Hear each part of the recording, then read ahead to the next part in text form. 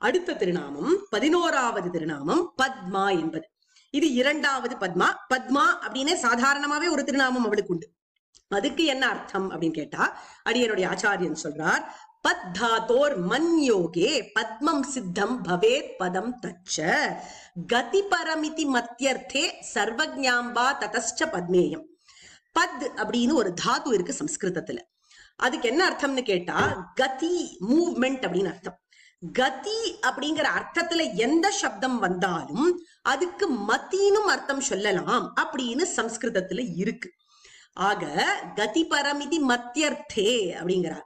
கதிபரமான சப்தங்கள் எல்லாம் மதிபரமாகவும் உபயோகப்படுத்தப்படும் அப்படின்னு சொல்றார். அதனால இந்த இடத்துல பத் அப்படிங்கிறது மத்தியை குறிக்கும். அந்த மத்தியை அளித்தவள் பத்மா, பத்தை அளித்தவள் பத்மா.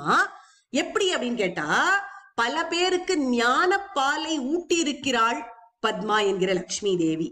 சமஸ்த ஜனனீம் வந்தே சைத்தன்யஸ்தன்யதாயினீம் ஸ்ரேயசீம் ஸ்ரீனிவாசஸ்ய கருணாமிவ ரூபிணீம் என்று சுவாமி தேசிகனும் சொல்லுவார்.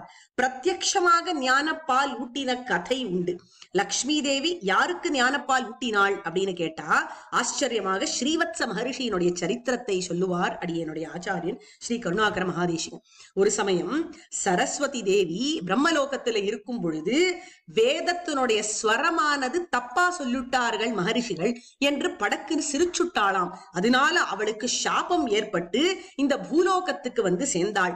அவளுடைய சாப காலம் எதுவரை அப்படின்னு கேட்டா, பூலோகத்துல அவளுக்கு ஒரு குழந்தை பிறக்கிற வரைக்கும் இங்க இருக்க வேண்டும், அதற்கு மேலே மீண்டும் சத்தியலோகம் செல்லலாம் அப்படிங்கிறது சாபம். அதன்படியே அவள் பூலோகத்துக்கு வந்து ததீச்சி மகரிஷியை கல்யாணம் பண்ணி கொண்டாள். ததீச்சி மகரிஷி என்பவர் சியவன மகரிஷியினுடைய புத்திரர். இந்த ததீச்சிக்கு ஒரு சகோதரன், அவருக்கு பார்கவ மகரிஷின்னு பேரு. பார்கவ மகரிஷியினுடைய மனைவி அக்ஷமாலை. சரஸ்வதி தேவிக்கு உரிய காலத்துல ஒரு குழந்தை பிறந்தது, சாரஸ்வதன் அதுக்கு பேர் வச்சா. இப்ப இவளுக்கு சாபம் முடிஞ்சு போயிடுது. அதனால இவ திரும்பி கிளம்பி சத்தியலோகத்துக்கு போகணும். ஆனாலும் தாய் உள்ளம் தாங்கல, பிறந்த குழந்தைய விட்டுட்டு போறோமே அப்படிங்கிற கவலை. உடனே தன்னுடைய ஓரகத்தியான அக்ஷமாலையை பார்த்து சொன்னாளாம், அம்மா இந்த குழந்தைய உன் குழந்தை மாதிரி நீ பாத்துக்கணும் அப்படின்னு சொன்னாளாம். அவளும் அப்படியே செய்யறேன் அக்கா அப்படின்னு வாக்களித்தா. அந்த வாக்கை அக்ஷமாலை ரொம்ப ஸ்ரத்தையோட காப்பாத்தினாளாம். ஒரு சமயம் 2 குழந்தைகளும் பால் கழறுது. எந்த 2 குழந்தைகள்? சாரஸ்வதன், அதாவது சரஸ்வதியினுடைய குழந்தை, மற்றும் அக்ஷமாலையினுடைய சொந்த குழந்தை, அதுவும் கை குழந்தை, அப்பதான் பிறந்திருக்கு. 2 குழந்தைகளும் பாலுக்கு அழும் பொழுது தன்னுடைய குழந்தையை விட்டு இந்த சாரஸ்வதனுக்கு பால் ஊட்டினாள் அக்ஷமாலை. இதை பார்த்தால் லக்ஷ்மி தேவி, ஆஹா எப்பேற்பட்ட உண்மைத்தன்மை இவளிடத்தில் இருக்கு, சத்திய வாக்குடன் இருக்க வேண்டும் என்று நினைக்கிறாளே, இவளுக்கு நாம் உதவ வேண்டும் என்று நினைத்து அக்ஷமாலையினுடைய குழந்தைக்கு சாக்ஷாத் ஸ்ரீதேவி வந்து பாலூட்டினாளாம். அந்த குழந்தைக்கு ஸ்ரீவத்சன் என்ற பெயர் வந்தது. ஸ்ரீவத்ச மகர்ஷியாக அவர் ஆனார். அவர்கிட்டேந்துதான் ஸ்ரீவத்ச கோத்திரமானது விளங்கித்து அப்படின்னு சொல்லுவார்கள். இப்படி ஞான பாலை ஊட்டினவள் பத்மா. ஏன்னா பத்னா மத்தின் அர்த்தம். 41வது திருநாமம் பத்ம பிரியா என்கிற திருநாமம். மூர்த்தித்ரயேதம் பரமம் முகுந்தம் சம்சூச்சயத் பாதி ஹினாபி பத்மம் யம் யதா தேன ரமா பிரியம் தத் பத்ம பிரியா சாத ரமா ததேயம். ஆச்சரியமான ஸ்லோகம்.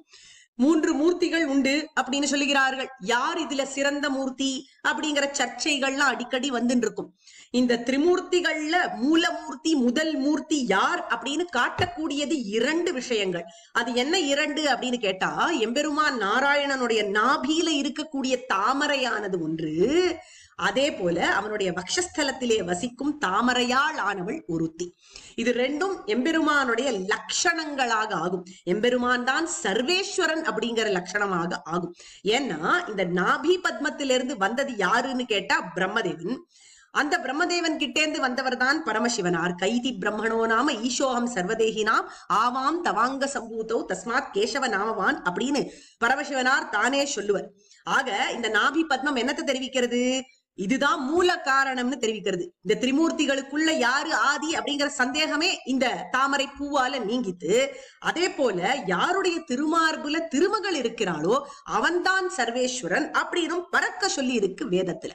அந்த திருமகள் இப்படி எம்பெருமானுடைய பரத்வத்தை காண்பிக்கிறாள். இந்த தாமரையும் பரத்வத்தை காண்பிக்கிறது அல்லவா? அதனால இந்த தாமரையை, இந்த பத்மத்தை ரொம்பவும் பிடிக்குமாம் பிராட்டிக்கு. ரொம்ப பிரியமாக இந்த பத்மத்தை பார்ப்பாள் பிராட்டி. அதனால இவளுக்கு பத்ம பிரியா என்கிற பெயர் வந்தது.